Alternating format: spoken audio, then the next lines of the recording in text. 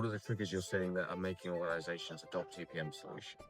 It's better to have like a real platform that can handle all the problems, not just the one problem with the highest risk. We can really leverage with the AI now that you can have like this anomaly detection stuff and like that, and you can build your own models. What's the one thing you wish every CFO knew before starting a transformation? Welcome to Finance Espresso, the podcast where you get real talk on finance transformation in the time it takes to drink an espresso. Okay, well, I'd like to welcome Henrik to the podcast over here in touch, Luca. Henrik, can you just do a quick introduction of yourself and obviously what HSolutions do? Yeah, thanks. HSolutions is founded 2016, so we have 10 years of experience with targeting, and we've been partners since. So we are doing consolidation, budgeting, planning, forecasting, ESG, and IFRS 16. I mean, core business. And for our audience, what geolocations have you covered so far? We have customers in Finland, Sweden, and So you cover mainly the Nordics. Nordics now. The Nordics region. Okay, super. And how are you finding the finance leaders and businesses? Are they asking you the questions around AI? Are they asking how you're using it to deploy to get it into their business, or not really, because they want to have the idea how can it helps them in the future. So they are not ready to maybe ask real questions about that. So it's a business perspective. Okay. What are you seeing as a common challenge that clients underestimate when deploying a tool like to get it? What do you be able to the hours of the work, their own hours. So the customer underestimate their time for the project. It's usually like a half of the real time that they need. Okay. So that's a more complaining about. And do you feel that the customer kind of goes in it with blinkers, believing that the majority of the work be done by you, the partner? Yeah. Okay. That they don't believe that they need to do a lot of testing and count of any reporting and validation of the report. So. And how are you finding making customers successful? Obviously, there's different phases. You've got the implementation side, and then you've got post-implementation, and there's a difference between the two, right? Because they can implement it, but sometimes it doesn't get utilized as well as it should do. And I try to give the milestones in the project, so you can have this and this and this between the project time. Then we have this hypercare time after the implementation, and of course, guarantee that everything works. So it's customer success. It's a feature succession plans and so forth.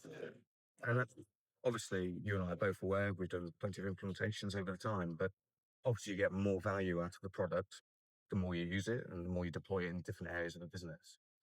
Which areas of a business are you seeing deploying it sooner than others? And which are you seeing are getting the most benefit from a product that doesn't need solution? I think the faster are like manufacturers or I don't know, more modules and get the more benefit of the platform. That's really good. Banks are the slowest one. Okay, change. Why do you think that is? Why do you think banks are slower than other organizations to adopt? Do you think it's the risk? They see more risk in it? Could be the risk side of things. Change of the process. And you talked about manufacturing organizations adopting PPM solutions. Are you seeing it in a specific area for a specific use case? What's that kind of trigger that they're saying, we need this in place? They need more like forecasting very long period of time to the future, more than others. So they would like to project like 10, 20 years forecasting. That's really different. And are you seeing these tools helping the actual planning of these organizations? Are you seeing that kind of ROI, the end goal that they want to achieve? Yeah, because they have good history data, so we can really leverage with the AI now that you can have like this anomaly detection stuff like that, and you can build your own models inside the targeting. So that helps a lot. Can you just talk a little bit more around that kind of being able to plan better with AI that wasn't there before? What difference has that AI now brought to the table for clients? In the past, you had to build your own model. It was so complex and very difficult. So now that we have this new platform, you can do many things pre-configured. So helping you. And obviously, Work. Yeah. we're talking a lot about our side of the fence, but obviously the other side of the fence, i.e. the users, the finance leaders and the planners, are you finding it's making their life easier to use tools? So they are, yeah. The adoption becomes easier. Adoption and training how to configure a system. What are the kind of, you talk about all the good stuff here, but what are the kind of red flags that you see with projects and clients and finance leaders in general when they adopt these programs? Data quality is the one key. There's usually a lot of bad quality in the data.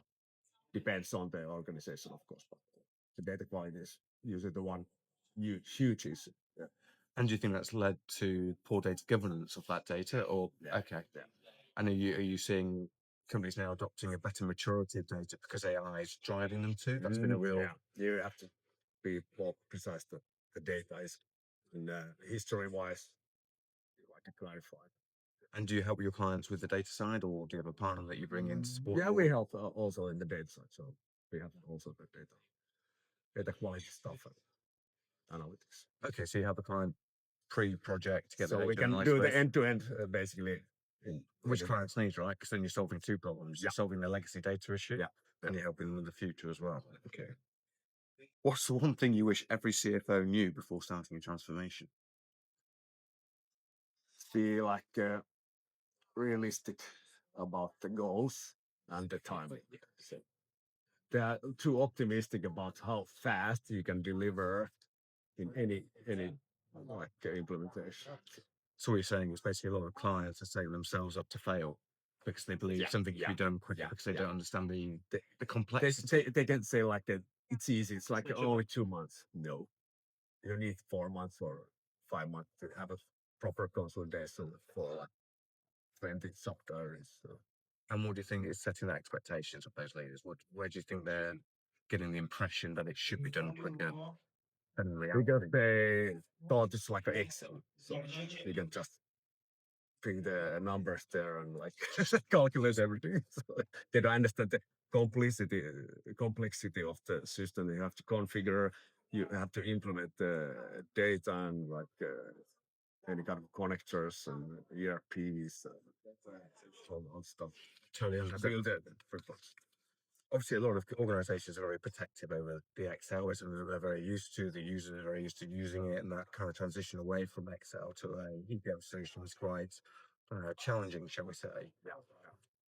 How do you help a finance leader move his troops to adopt a new solution like EPM? We have tried to build that kind of service model that will interview the end users and ask their opinion, what they want to achieve with the new system. Try to get them involved in the project early phase, so they are trustful that the new system and process can help them. So they are not against. Yes, the typical way is the CFO wants to have the role, and everyone else is gone. So they are in a visible way in the early starts. So. Okay, so it's setting the expectations early. Yeah. Getting the team involved with the project, so they feel they're part of what's happening, and therefore adopting it whilst being implemented rather than adopting it post-implementation. Yes. So they're bought into what's being achieved, which is great. How do you see the future of EPM play in finance? That's an interesting question. I hope so. Yes. I think there will be quite dramatic change because there's so many legacy players now. So there will be less vendors. Okay, interesting. And more platform things. And what do you think will drive that? AI and the difficulties with the complex point solutions now. Interesting. Because obviously we're seeing a lot of newcomers come into the marketplace. There's a lot of startups happening with an EPM level in there. There's also some, without mentioning names, some organizations that suddenly appeared quite mature. What do you think will ensure their survival? What do you think they need to do as EPM providers or vendors to ensure their longevity in the market? I think they need low coding platform. They need to simplify very easy user interface. The data integrity has to be very good. Also, the drivers between the systems. And how do you see, it's an interesting topic, with finance leaders having so much choice now in the marketplace, how would you recommend they view the EPM world to ensure that they narrow that down to 3 or 4 vendors to choose from rather than the large plethora of vendors that are already out there? Do you see a specific tool as better for a certain tech stack, or do you see a certain tool as better for a certain process like consolidation we talked about earlier, or planning?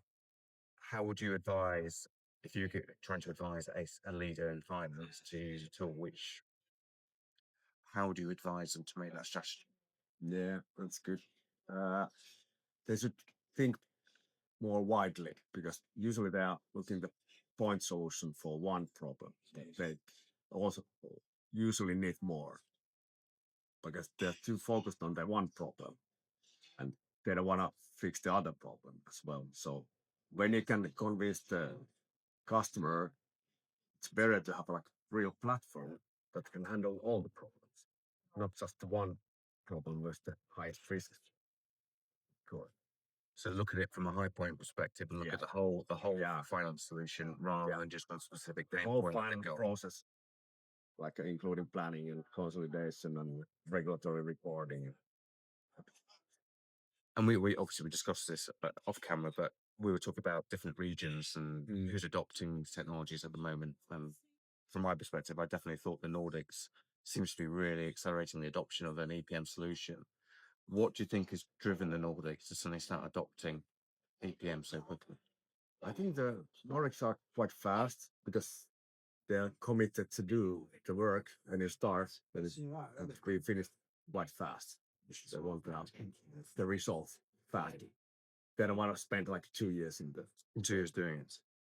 What are the triggers you're seeing that are making organizations adopt EPM solutions? Is it a fact that they've grown to a certain size and complexity? What are you seeing as that real? Mergers are like a key point, of course, the consolidation and highly growing companies where they have like some kind of big investor behind them. So they are like the fast adapters always.